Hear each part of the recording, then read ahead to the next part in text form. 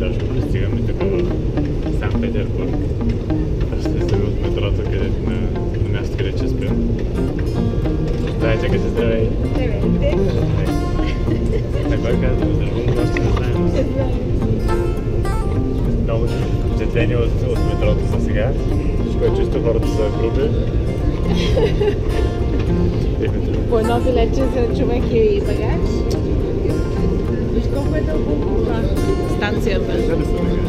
Ами горе-долу, пак не може да се види. Много е дълбоко. Сигурно около километър. Сега в момента излизаме от метростанцията и се запътваме към място, къде ще спим.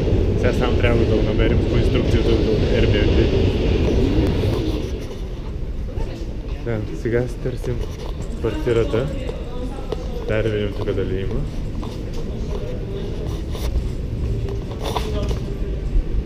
Дайте си до мене. Сега тук влезахме на номер 27.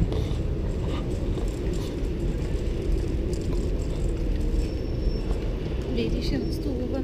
Мирише на столова. Е, там може би да погледнем.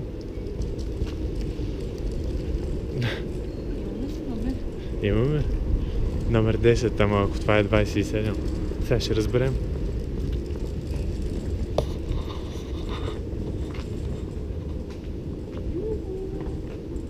Лестница номер 2. 17, 18, 19 и 20.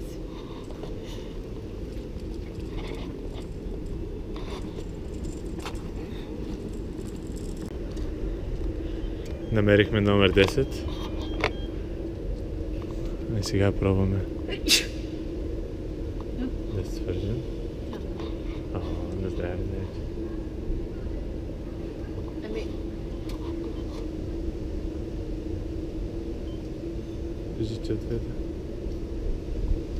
Никой не отваря, може би, защото сме подранили малко. Я чакай.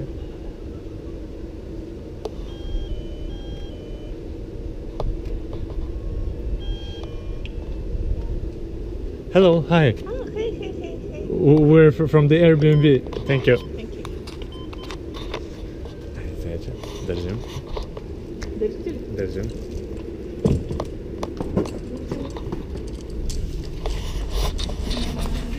Няма асансьор.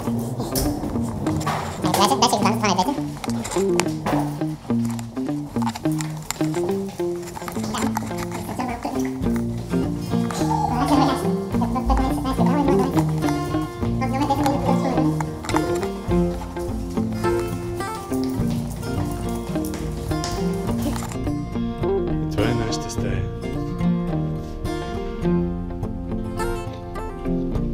Супер, за това, което ни трябва. Ние главно ще спим, има интернет. Баня, туалетна, кухничка има споделена. Това е клетката от нашата стая.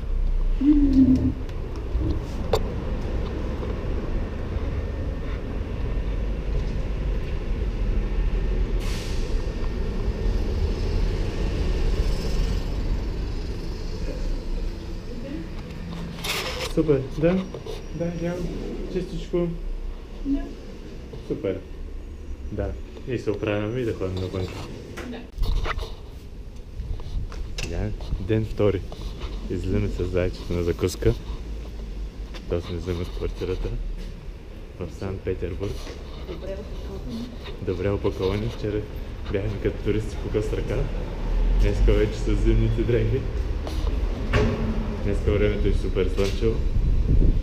Първо нещо в плана е закуската. Нашата квартира е точно на център, на 5 минути вървение от всичко.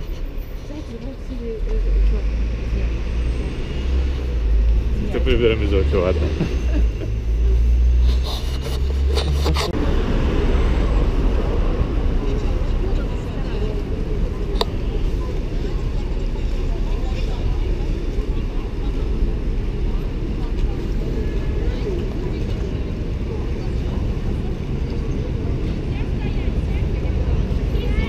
Опаковани са дяла. Дяла за брат. Защото такова. Да, защото иначе се ударят в моста, защото мостовете са много ниски тук по каналите. Но това ще е днеска най-слънчевия ден. На теплоходик приглашаем. Проходим по рекам, каналам. А пък това тук е Невски проспект. Най-голямата улица в Санкт-Петербург. С много ресторанчета. Магазинчета, ресторанчета, хора, които продават нещо. И днеска вече, не, вчера, за втори път вече минаваме. Вчера тук се разхождахме, намерихме църквата на пролятата кръв. Аз дори не знам на руски как е. Друг беше Сенбург. Имаше на английски Church of Spilled Blood. On the Spilled Blood. Музей на шоколада.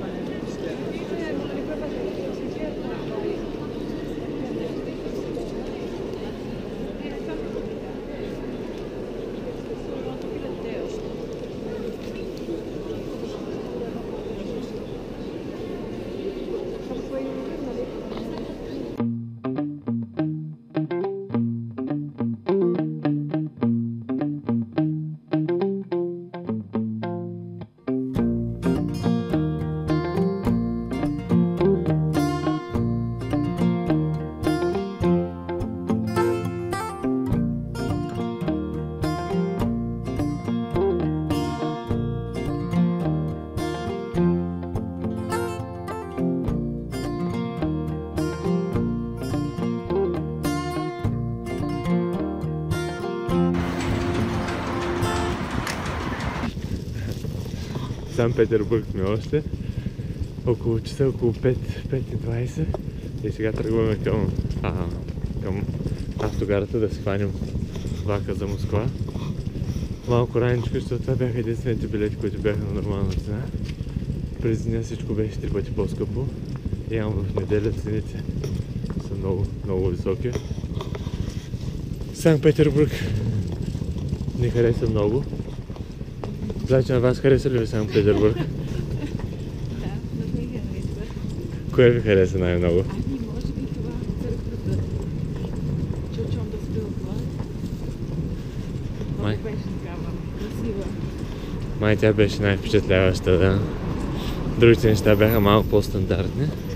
Обаче църквата имаше може би малко по-впечатляващи неща, като мозайките.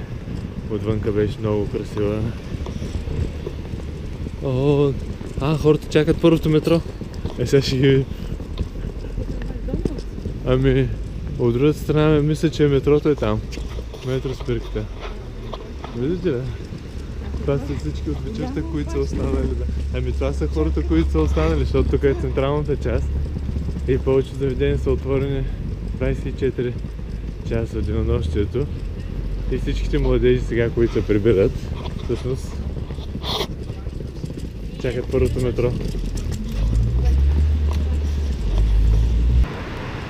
Иначе, това, което ме учили в Санкт-Петербург е, че се казва, че е скъп.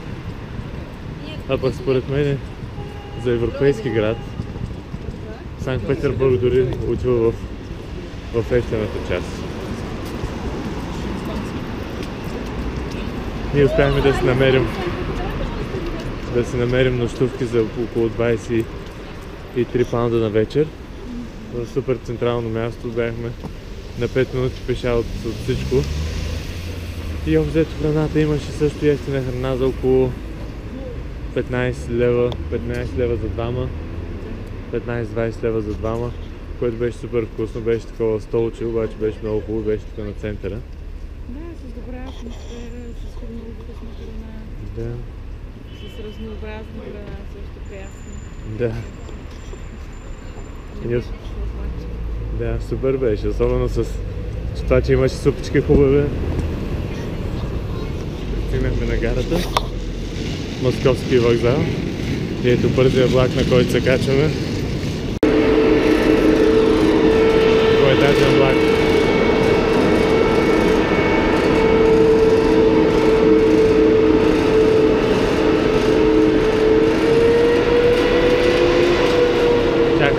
нашия бързия влак. А тук е пълно навсякъде с китайски туристи. А, той е спален този. Той е спален двоетажен. Вау. Това е нашия бързия влак, на който трябва да се качваме след малко.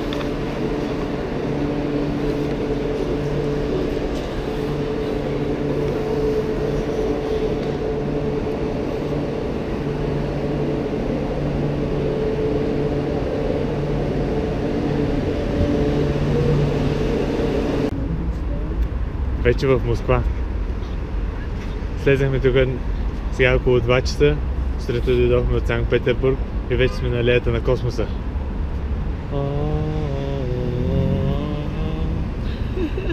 Юрий Гагарин. Да. Днеска видяхме, че е празника на града и всички музеи са безплатни. Не всички, има много голяма част от музеите са безплатни. И веднага видяхме, че музея на космонавтиката също е безплатен. И вместо червения площад дойдохме тук на алеята на звездите. И всяка една звезда пише нещо. Стар космически корабър. 63-та. Мисля, че точно първата звезда на Юрий Гагарин 61-та, значи тогава всички е било състезанието между студената война между Русия и Щатите, кой първи ще изкара човек в космоса. И руснаците са успели първи.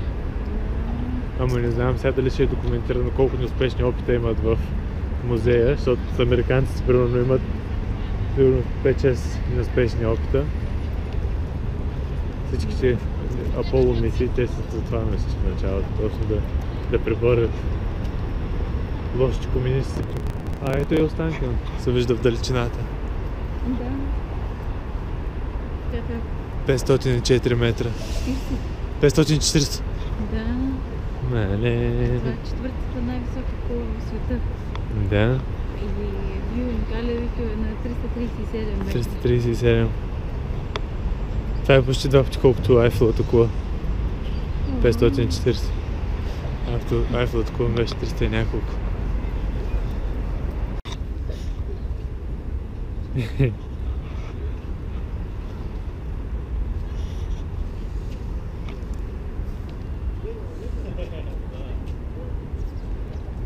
Вау!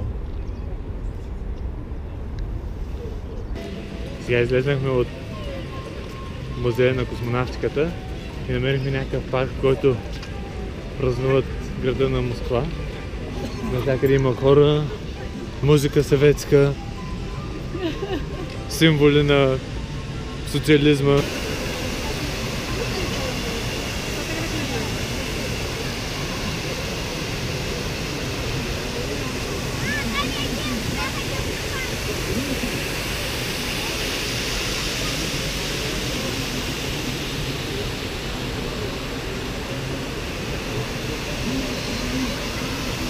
Частната величност на Москва са нейното метро. Освен това, че е много голяма системата, всички метростанции са супер красиви. Като тази, например, сега сме в Киевска метростанция.